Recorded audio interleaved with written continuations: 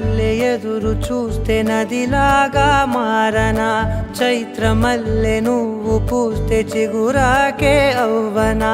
నన్నే వరించే యువరాజును అంట నీ యువరా